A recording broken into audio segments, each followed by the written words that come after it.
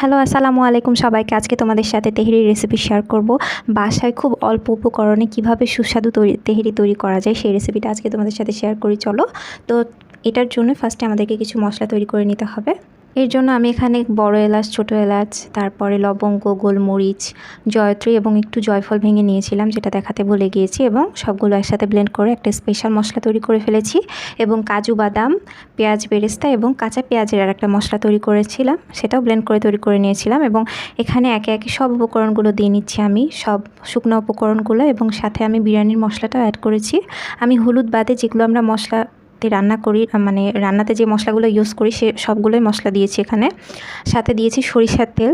Authentic তেহরিতে কিন্তু সরিষার তেল দিয়ে সেটা রান্না করা হয়। তো সব কিছু ভালোভাবে মাখিয়ে নিলাম, এবং আমি যে স্পেশাল মশলা তৈরি করেছিলাম সেটাও কিন্তু দিয়ে নিয়েছি। আর মাংসটা ভালোভাবে আমি কষিয়ে নিচ্ছি। সাইডে আলু ভেজে রেখেছিলাম, সেটা আমি লাস্টে অ্যাড করব।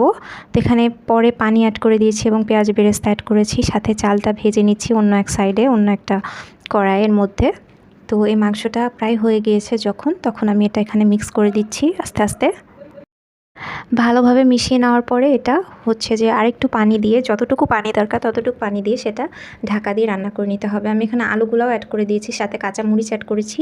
আর এই পর্যায়ে এসে তোমরা আলু বোখরা অ্যাড করতে পারো, আমার বাসায় ছিল না বিধায় আমি সেটা অ্যাড করিনি।